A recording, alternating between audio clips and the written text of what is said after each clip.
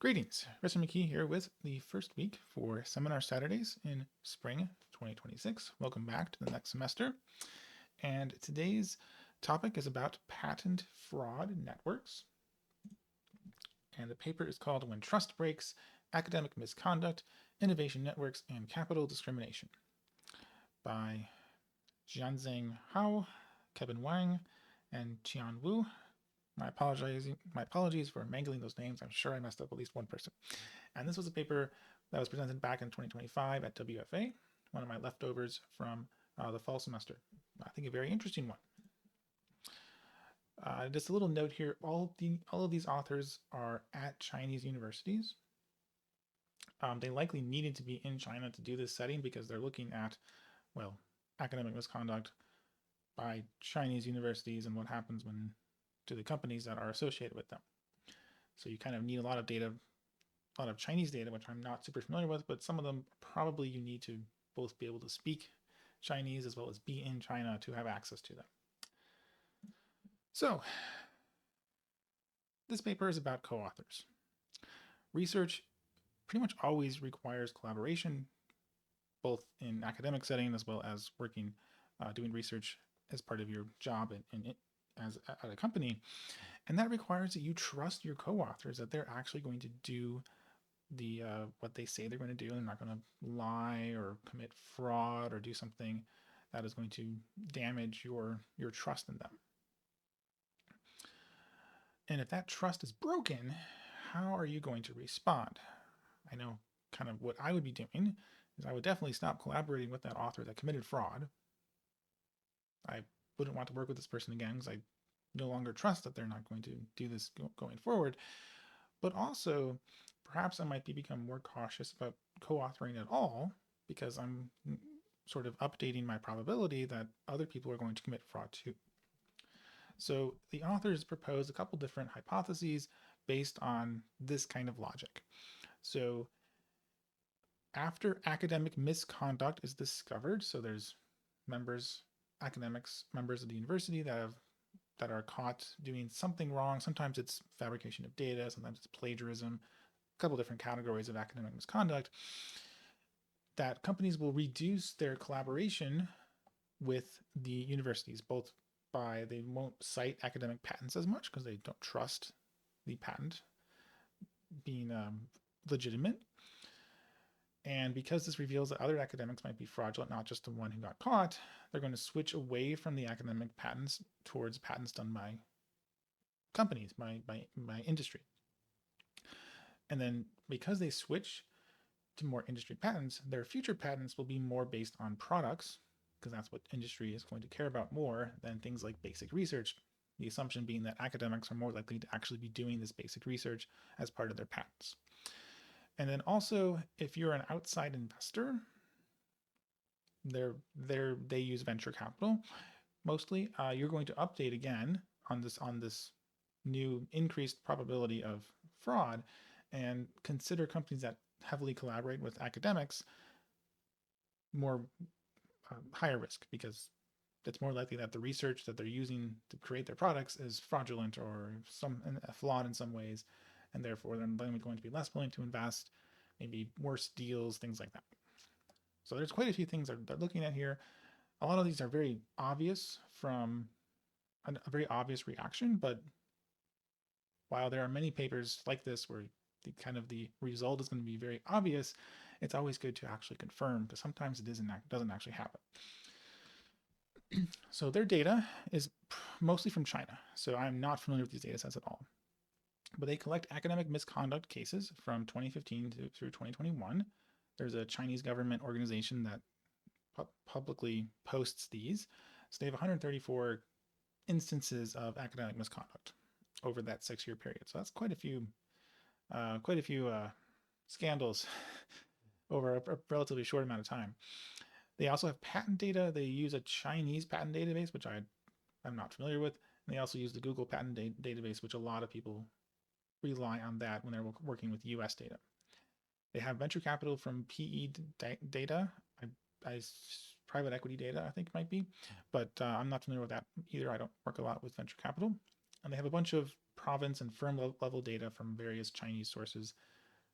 Again, I have zero familiarity with these data sources. I don't work with these Chinese databases very much.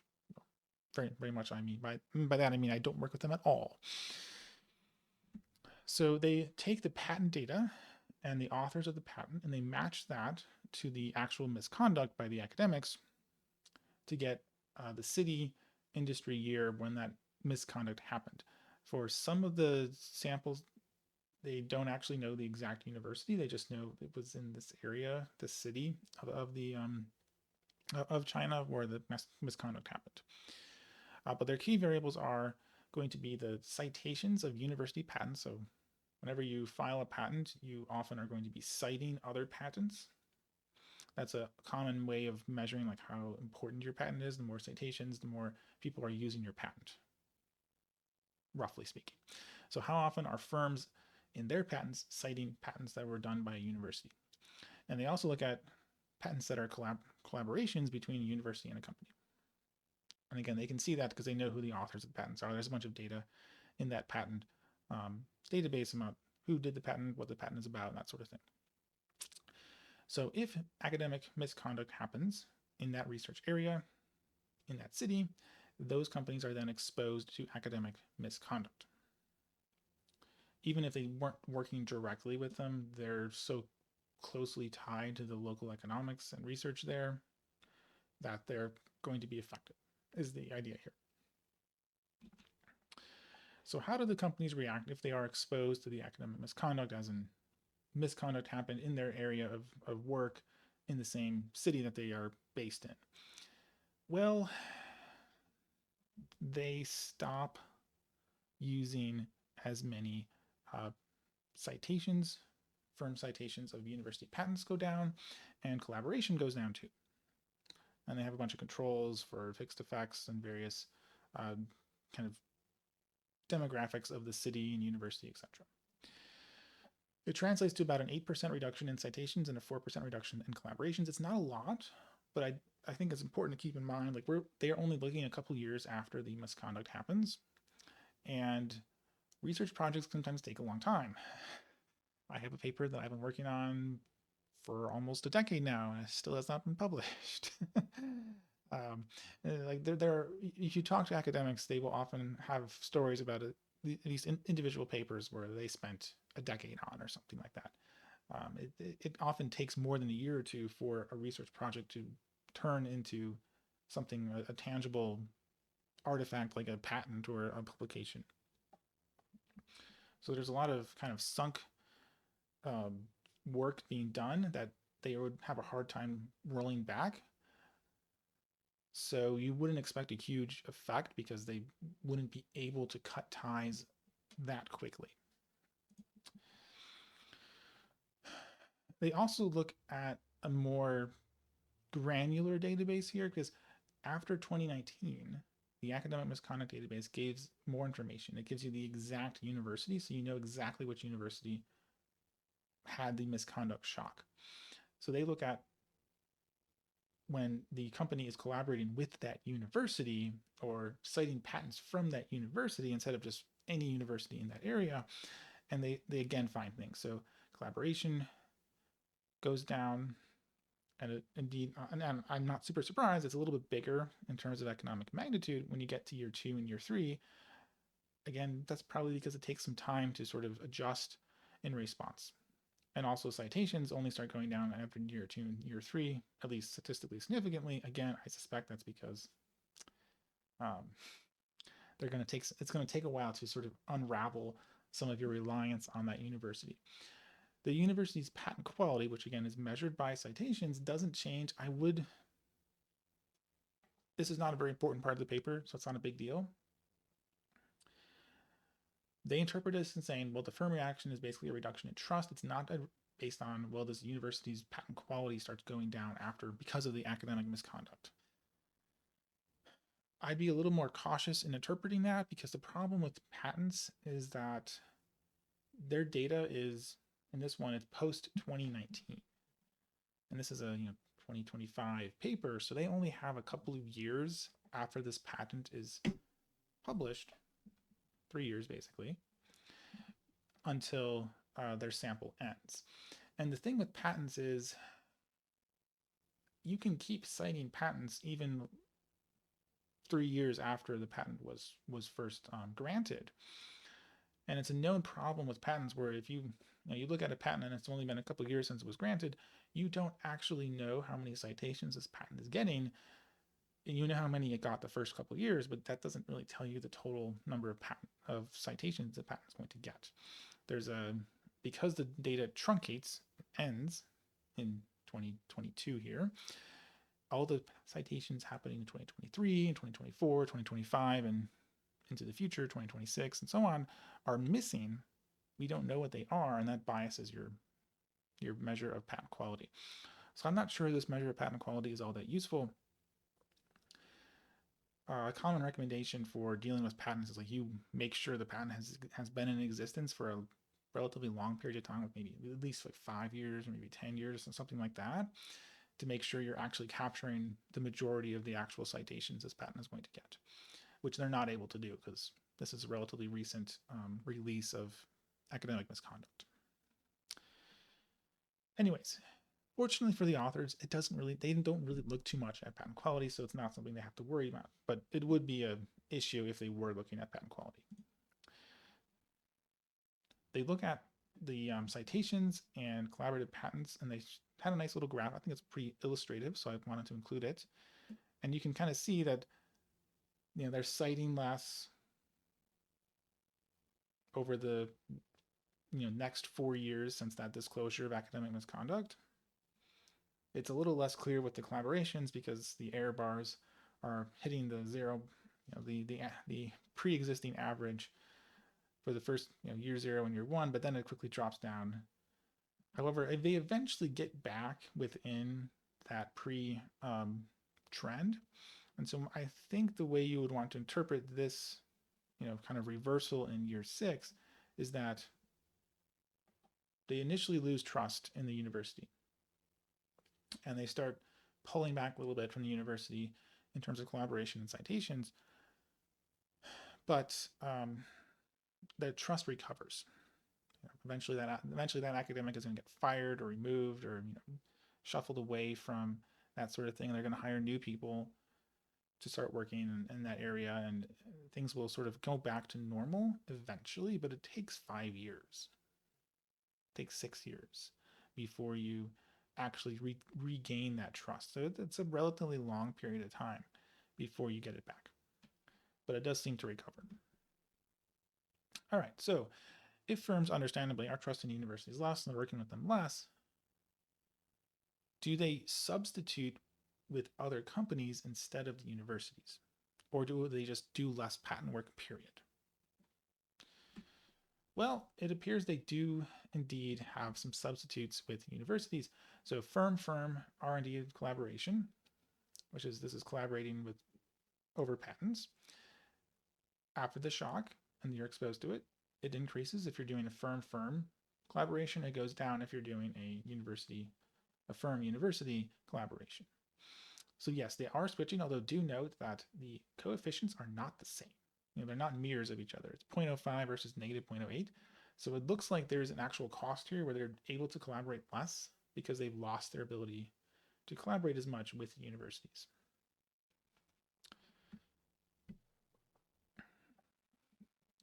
And they also look at to see, do they switch to other universities, the ones that didn't have the shock, or do they switch to doing things solo?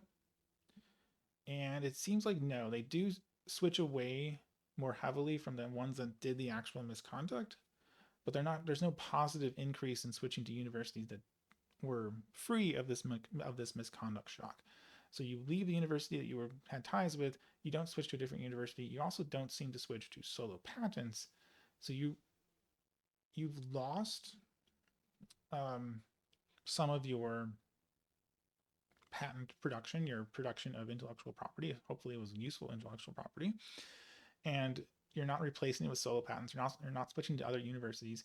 So this reputational damage, it primarily affects the university that had the misconduct shock, but the other universities don't gain.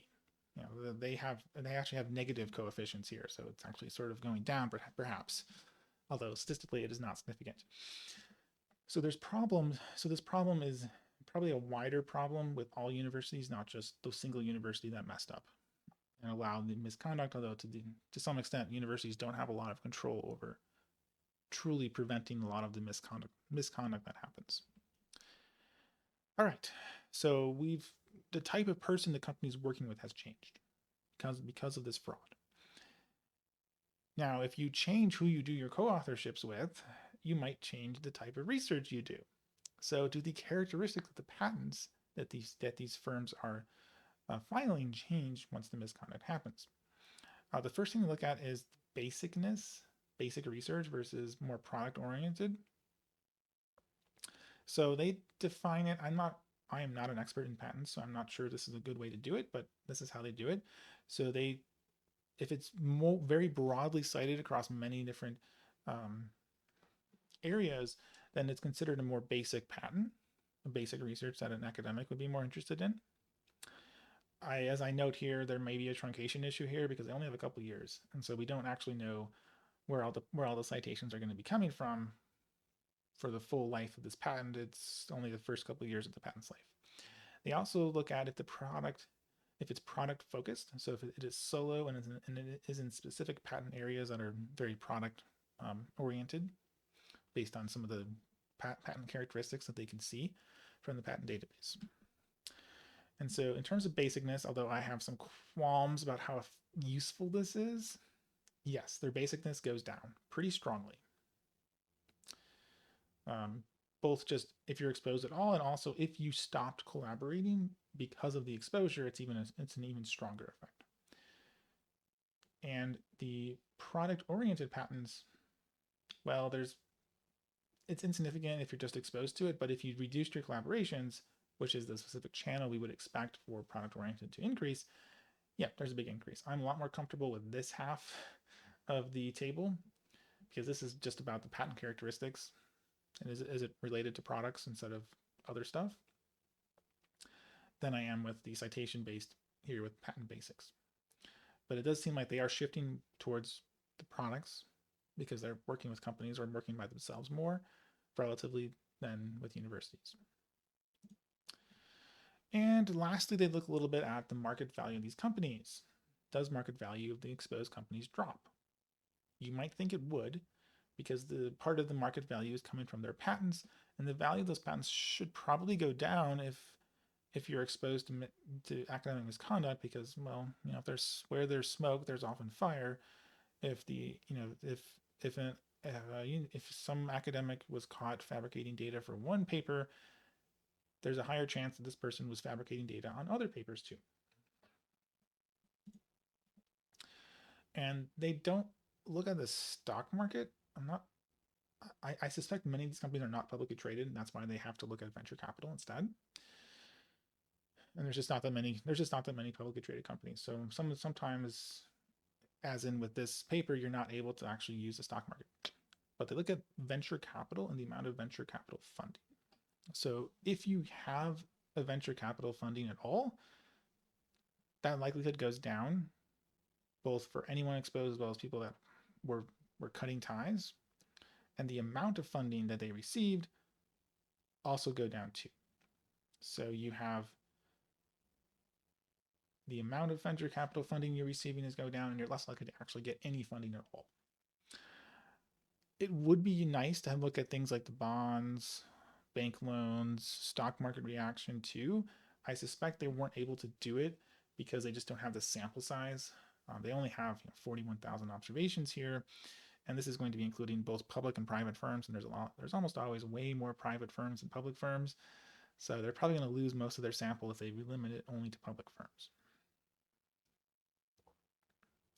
You might note that most of these controls are kind of at the city GDP to population, the city. They're not looking at the things related to that company's financials, probably because they can't do it for the private firms.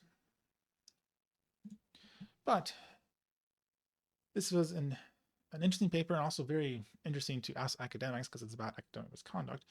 It seems like, yes, firms do actually shift away from universities after the misconduct happens. Not super surprising. they shift away from working with they shift towards working with other firms as a replacement for working with universities, although they eventually sort of come back, they regain their trust eventually. It does seem like there's a market reaction to the extent that we can call my venture capital a market. I would usually think of more like the bond market or the stock market for that, but they don't have access to that probably. But funding kind of shifts away from those firms when they are exposed to this misconduct. And these are all really kind of natural results from this reduction in trust. Like this is not something very surprising. And as one of my advisors, Eric Lee, would often say, like, well, this paper should get published in the Journal of Duh. And I feel like this paper probably should get published in the Journal of Duh too. It's a very obvious result. But as my advisor would say, Eric would say, like, just because it's an obvious result doesn't mean it's not worth doing.